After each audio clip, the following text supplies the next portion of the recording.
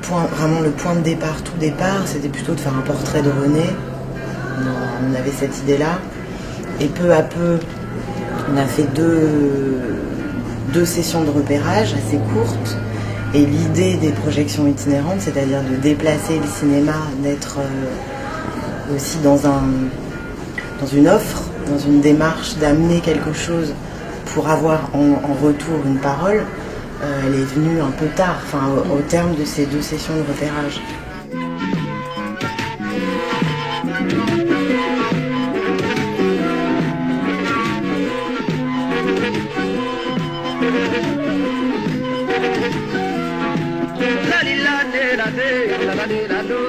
Disons que le cinéma algérien a connu un âge d'or dans les années 60-70, et puis un gros creux dans les années 80, qui s'est encore creusé dans les années 90. Et quelque part, la pellicule témoigne aussi de cette fin d'époque, quelque part. On est vraiment à un moment charnière. Donc on a voulu aussi montrer ces métiers qui tendent à disparaître. Le métier de projectionniste, comme on l'a connu pendant une centaine d'années, il n'est plus le même. D'ailleurs, Oriane, qui est projectionniste, entre autres, peut en parler. Il rechargeait à chaque fois. De toute façon, il n'y avait pas de bobino suffisamment grand pour monter le film. Et puis, là, c'est la magie de la projection, c'est-à-dire le cinéma lumière.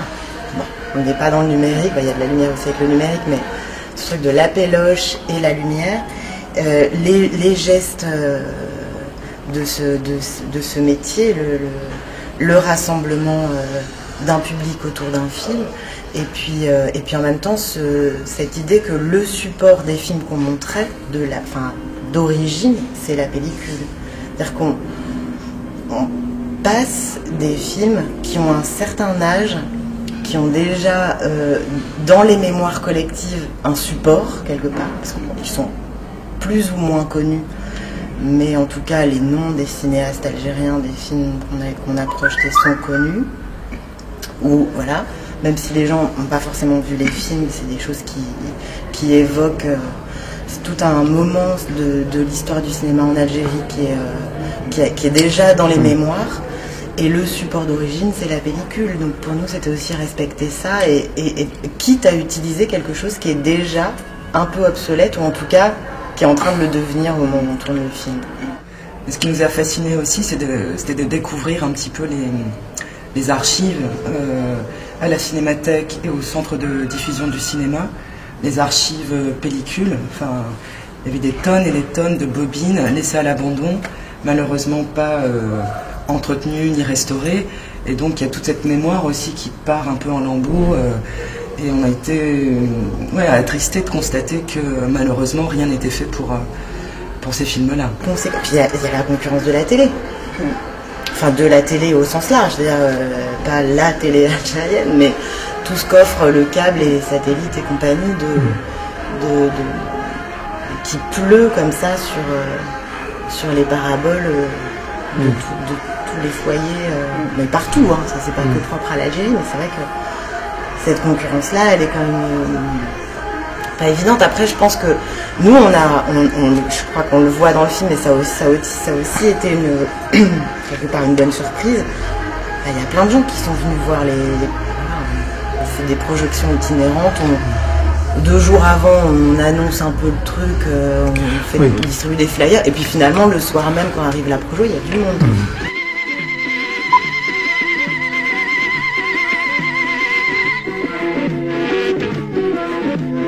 Voilà, et comme il en parle. Non, mais juste, il a été enchanté par l'idée de retourner en Algérie par ce biais-là. Donc pour lui, c'était assez inédit en fait. Il était évidemment retourné plusieurs fois en Algérie, mais dans des circonstances plutôt officielles, d'hommage, tout ça. Et donc, quelque part, on lui a offert l'opportunité de retourner dans un pays qu'il a bien connu, mais d'une façon autre. Aller plus à la rencontre des gens, se déplacer dans le territoire, des régions qu'il a bien connues à l'époque, et donc il était curieux, il était plutôt heureux de nous accompagner. Il était vraiment là, présent. C'était une aide précieuse aussi sur le moment du tournage. Il est toujours revenu en Algérie, ça faisait... Enfin, depuis longtemps, il y retournait. Mais parfois très, très peu de temps. Et c'est vrai que nous, quand même, on l'a emmené 1 mois et demi. C'était un gros voyage. Puis dans l'itinérance, dans un trajet. Et donc, du coup, je pense qu'il s'est aperçu aussi de l'évolution de ce qu'il avait peut-être pas vu en revenant en Algérie. Comme tu dis, dans une rencontre des gens, des spectateurs, puis de parler des films aussi. Je pense que c'est ça qu'il émeut beaucoup dans le film. C'est-à-dire que non seulement il revoit certains films, dont Le Charbonnier, par exemple, Bois-Marie, ça a été quand même un de ses élèves au Centre audiovisuel d'Alger. Bon, là, on repasse le film, qui est un grand classique pour les Algériens, les spectateurs algériens qui sont là, et en plus, on en parle. Enfin, je crois que c'était ce genre d'expérience, à mon avis, il n'avait pas tellement eu l'occasion d'en vivre depuis longtemps. Ça l'a beaucoup. Je crois que souvent on dit de notre film que c'est un film mosaïque, un film à tiroir, un film qui opère plein de glissements en fait. On aborde plein de petits sujets comme ça, l'air de rien, et ça mériterait peut-être d'approfondir certains d'entre eux, mais c'est une sorte de radiographie. On l'espère nuancée du pays à ce moment-là, on a tourné, donc en 2004. Donc voilà, on voulait pas d'un film à message, on voulait saisir un petit peu la complexité du pays et mettre en regard des points de vue différents. Vraiment, je crois que c'était un petit peu ça qui nous a guidés même dans les débats, c'est-à-dire que quelqu'un va dire A et l'autre personne va dire Z et chacun s'y retrouve. Enfin, c'est un panel en fait.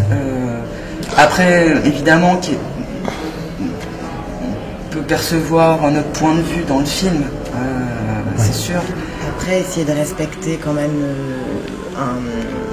une parole dans ce qu'elle a de complexe, et parfois il y a des contradictions qui sont soulevées dans certaines discussions, certains débats qui sont vachement intéressantes, parce que justement presque les deux parties ont raison. En fait, ce qui est intéressant, c'est de voir à quel endroit ça bloque. Et puis il y a des choses qui nous ont, enfin ça on le dit aussi souvent, qui nous ont un peu échappé. C'est-à-dire que finalement on a suscité des débats, des discussions, et heureusement, j'ai envie de dire, dont on n'avait pas du tout la solution, juste par amour de la discussion, pour entendre quelque chose, pour avoir un retour.